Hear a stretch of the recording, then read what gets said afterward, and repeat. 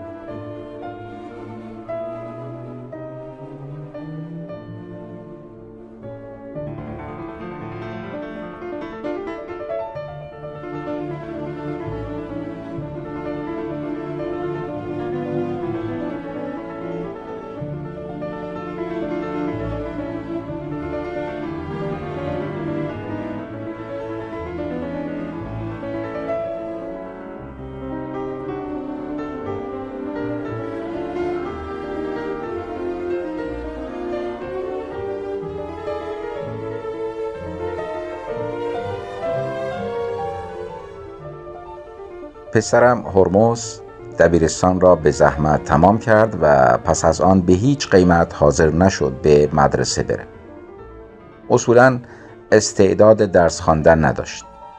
بعضی آشنایان به من میگفتند که این بچه چون همیشه جیبش پر از پول است درس خوان نمی شود. من به این حرف معتقد نبودم. فکر می کردم که بی پولی خصوصاً برای جوان سرچشمه همه بدی هاست. هرچه میخواست میدادم. از مادرش هم میگرفت. نمیتوانستیم مضایقه کنیم. ما بودیم و آن همه ثروت و این یک دانه پسر. وقتی که ترک تحصیل گفت 25 سال داشت. اتومبیل من زیر پایش بود و روز شب ول میگشت. البته این خوب نبود. اینجا و آنجا دست و پا کردم. پول فراوان هم خرج کردم تا یک کار حسابی برای او پیدا شد. وقتی که اصرار مرا شنید گفت فقط به یه شرط قبول میکنم و سر کار میرم. گفتم به چه شرطی؟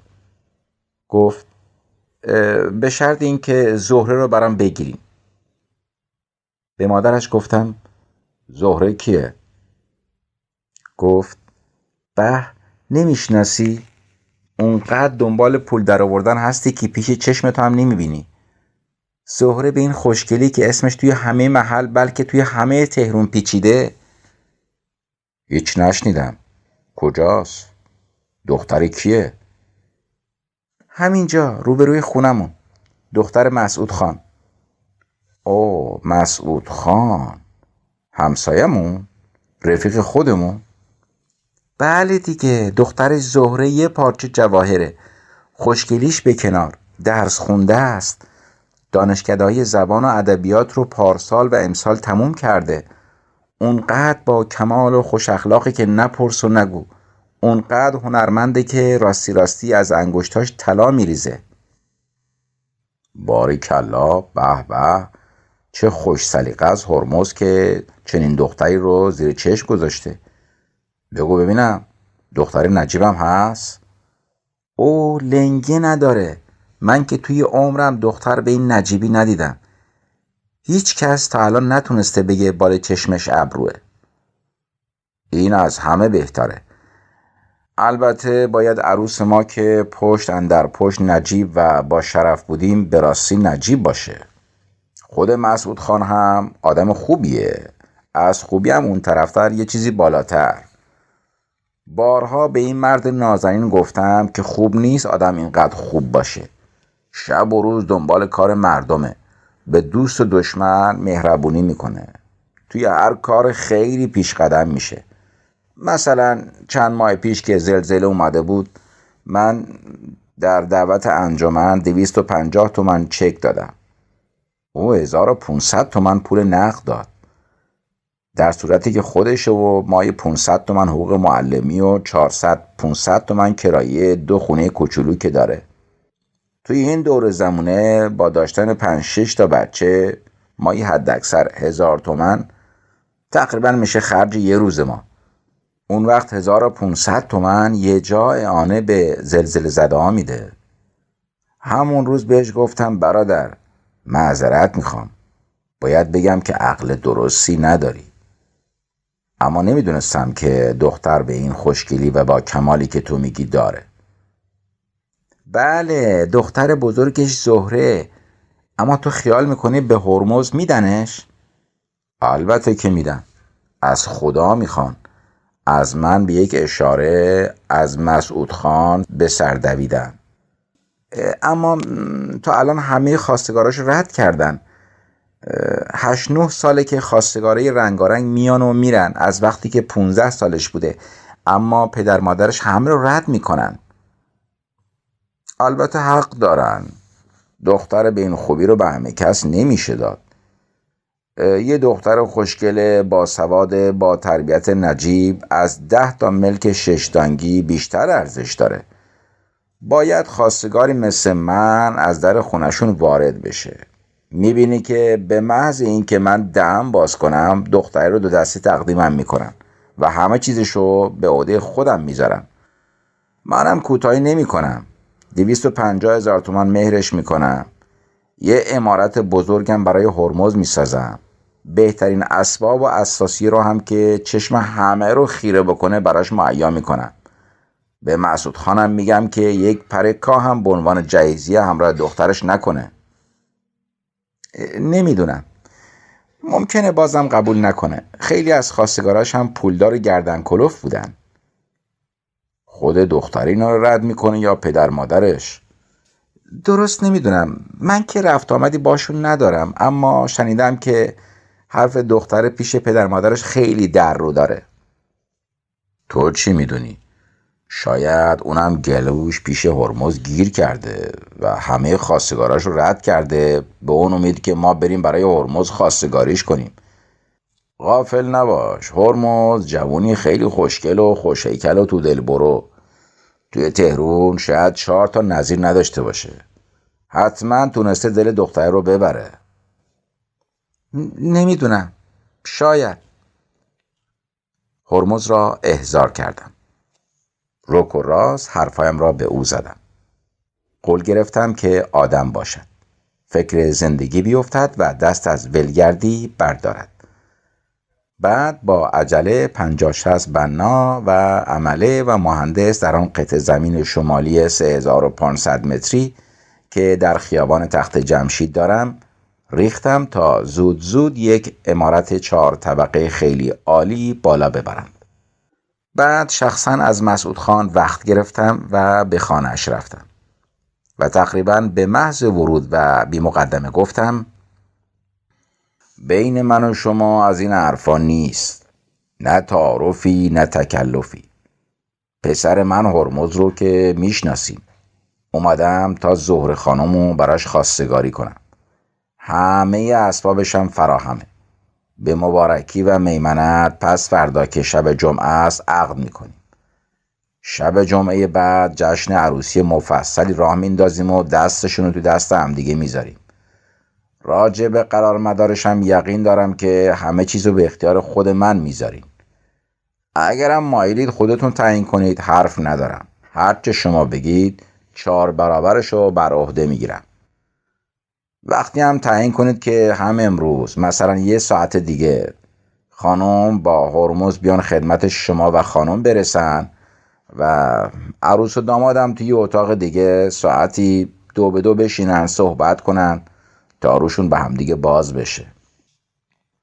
مسعود خان که با حوصله گوش به گفته‌های من داده و قیافه آرام و محبت آمیزش هیچ تغییر نکرده بود، با لبخند شیرین همیشگیش گفت عجب، به این زودی عروس دامادم شدن؟ بله دیگه، بین ما این حرفا نیست، این قیدا نیست. اختیار دارید آقا. به این سادگی و سهولت که شما میگید چغندر هم نمیشه خرید. با تعجب گفتم صحبت خرید و فروش نیست. 2 جوونن که پدر مادراشون همدیگه رو میشناسن، خودشون هم همدیگه رو میپسندن، شاید هم قبلا پسندیده باشن. هرمز رو که من میدونم این دختر خانم رو از جون و دل میخواد. زهره خانم هم شاید خواهان او باشه، والله اعلم.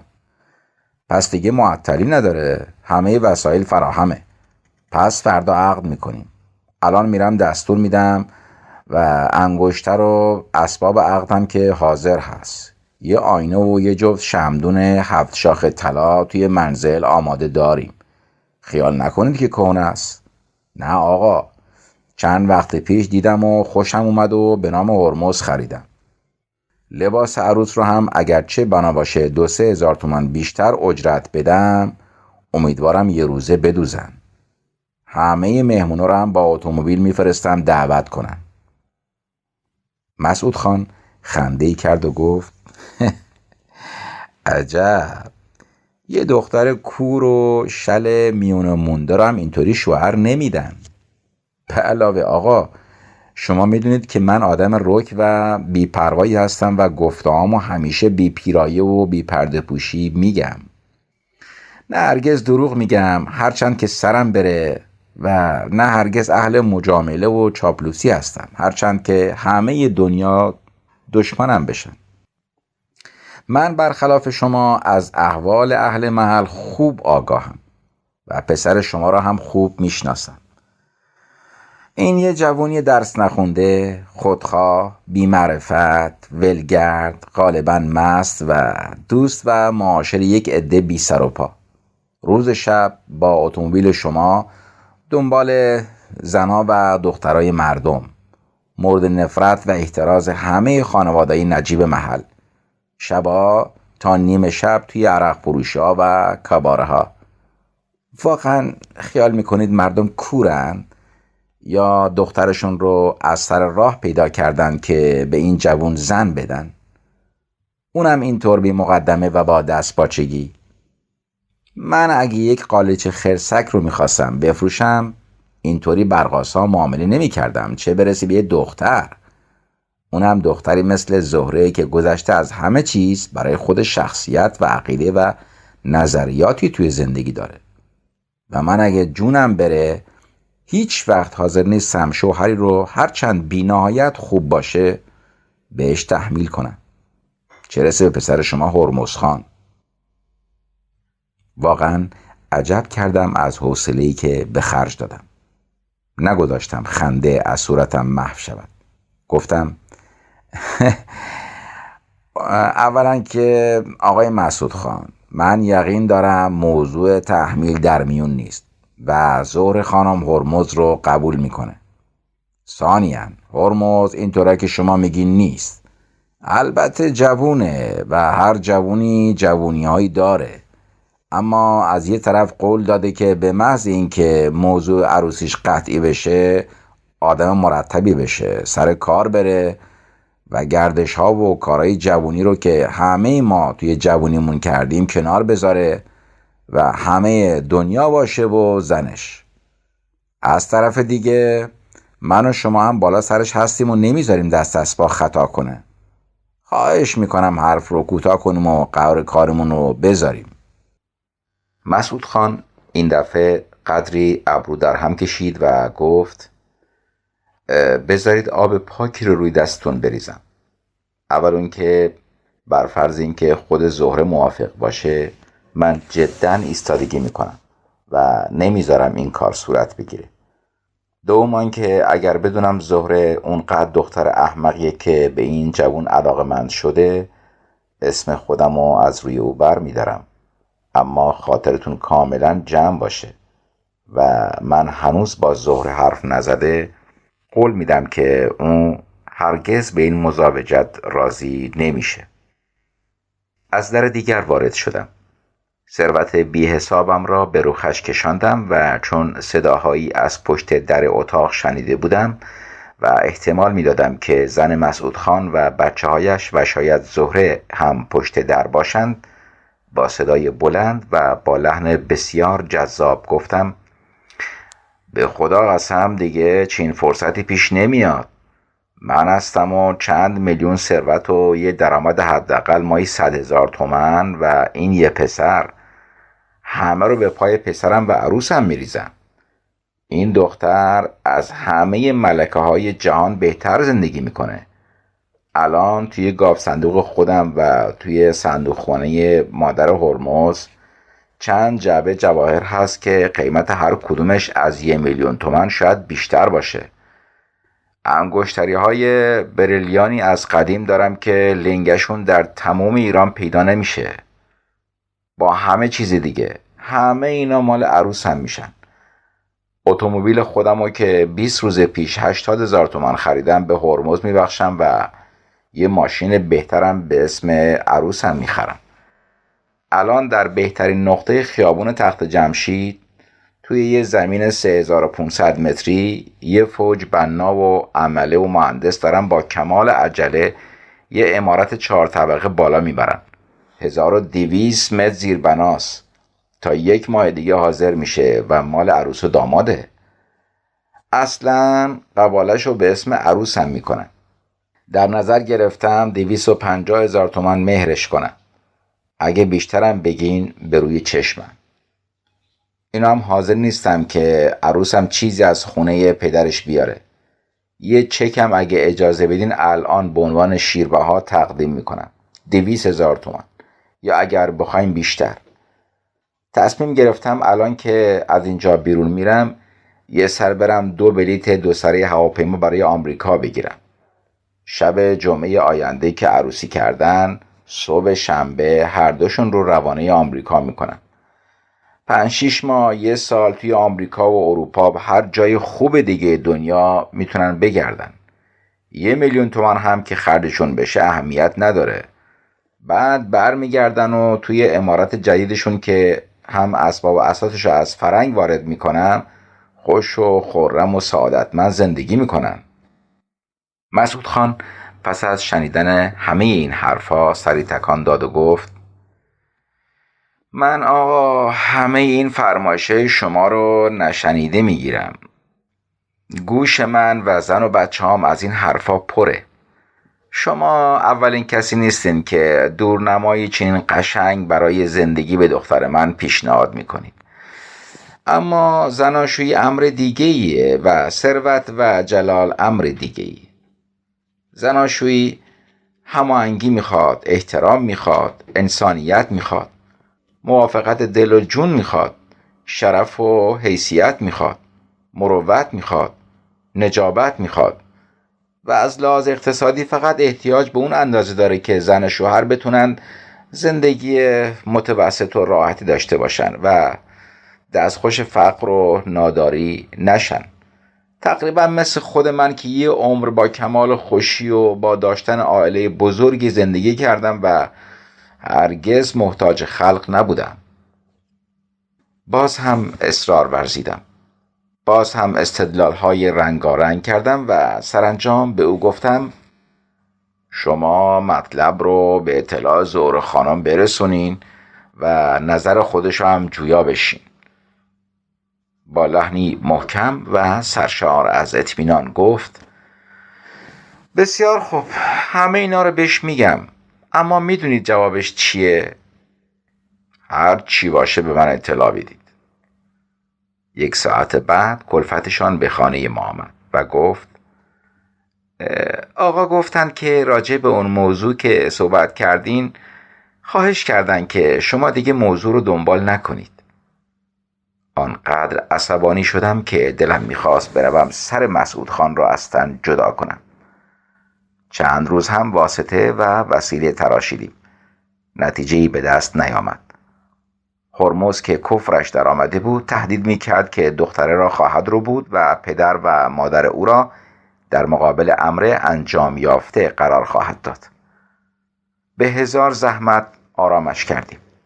خودم و خانم همه کارهایمان را گذاشتیم و دنبال دختر خوب گشتیم تا یک دختر خیلی خوشگلتر از زهره که اتفاقاً تحصیل کرده هم بود و چند سال هم در اروپا و آمریکا به سر برده بود و پدرش هم نسبت به مسعود خان مرد متمولی بود برای هرمز پیدا کردیم.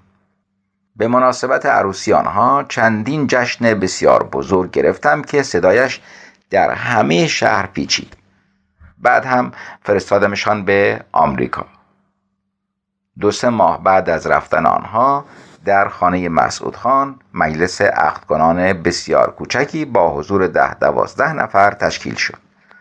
زهره به یک دبیر جوان شوهر کرده بود و من پس از آن گاه می دیدم این جفت جوان را که بازو در بازوی هم صحبت کنان به خانه مسعود خان می آیند. از هرمز و زنش تا 4-5 ماه هر هفته و بعد از هر 15 روز یک دفعه کاغذ می رسید. پس از آن به 1 ماه و 2 ماه کشید. یک دفعه 3 ماه و نیم گذشت و خبری از آنها نرسید. تلگراف هم کردم، بی جواب ماند. به وزارت خارجه و به سفارت و به هر جای دیگری که عقلم می رسید رفتم تا آنکه رونوشت یک نامه سفارت به من واصل شد. حاوی این سطور: هرمز شب 15 سپتامبر گذشته در یک کاباره مزاحم یک زن جوان شوهردار شده، با شوهر او به نزاع پرداخته و او را مجروح کرده و به این جرم مراعات تخفیف به 8 ماه زندان محکوم شده بود. 2 ماه پس از رفتن او به زندان خانمش خانه را ترک گفت و با یک دوست هرمز به ماساچوست رفت. هرمز پس از پایان یافتن مدت زندان به ماساچوست عزیمت کرد. از آنجا پس از 2 هفته تنها بازگشت و زندگی ماجراجویانه ای را آغاز کرد، به طوری که چند دفعه مورد اعتراض پلیس قرار گرفت و جریمه پرداخت و 2 دفعه به پاسگاه پلیس جلب شد و پس از آن به وی اخطار شد که حداکثر به فاصله 15 روز خاک آمریکا را ترک بگوید. اما متاسفانه پیش از انقضاء این 15 روز در ساعت 23 روز 12 ژوئن در حال مستی با اتومبیل شخصیش که سرنشینان آن یک مرد دیگر و 3 زن جوان و همه مست بودند در جاده نیوجرسی به سختی به یک درخت تصادف کرد و ماشین سرنگون شد و خود او با 3 تن از سرنشینان اتومبیل همان دم تا قبل از رسیدن به بیمارستان درگذشتند و 1 تن دیگر نیز 3 روز بعد بدرود زندگی گفت. عروسم نیز باز نگشت. خبری از او ندارم. دنیا برای خودم و زنم از تنگنای گور هم وحشت انگیزتر است. زنم چند روز پیش از بستر بیماری برخاست. من هنوز بستر را ترک نگفته بودم. امروز که حالم قدری بهتر بود، زنم خواهش کرد که ساعتی به بالکن جلوی اتاقم بروم. دم آفتاب بنشینم تا اتاقم را جارو کند. از زنان بیرون آمدم و روی صندلی دسته‌داری که کنار نرده بود نشستم. در خیالات غم افزایم غوطه‌ور بودم و از مردم و اتومبیل هایی که در خیابان رفت و آمد می کردند چیزی جز صورتهای غبار گرفته نمی دیدم. با این همه ناگهان تکان خوردم. یک منظره بدی نظرم را سوی خود کشانده بود. زهره را دیدم که با شوهرش به خانه پدرش می روند.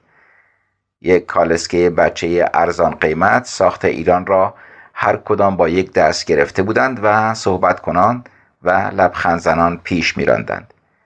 یک پسرک 6-7 ماهه در کالسکه بود که مثل جواهر می درخشید. جلوی در روبروی خانه من توقف کردند. صدای قهقه خنده کودک به گوشم می رسید. در را مسعود خان باز کرد. مثل این بود که در بهشت به روی همه این افراد باز شده است. بازوهای لاغر مسعود خان بچه را از میان کالسکه می رو بود. بچه تلاش و هیجانی داشت تا زودتر در آغوش محبت جای گیرد. همه این چیزها برقی عجیب داشت که دنیا را پیش چشم من سیاه می کرد. پیش از آنکه آنها ناپدید گردند و در بسته شود برخاستم و به اتاقم بازگشتم. صدای ناله منقطع زنم متوجهم کرد که او کنار یک دولابچه دیواری ایستاده و چیزی متروک را که مدتها در کنج دل دولابچه پنهان مانده بود برمی‌دارد تا از آنجا هم دورترش اندازد.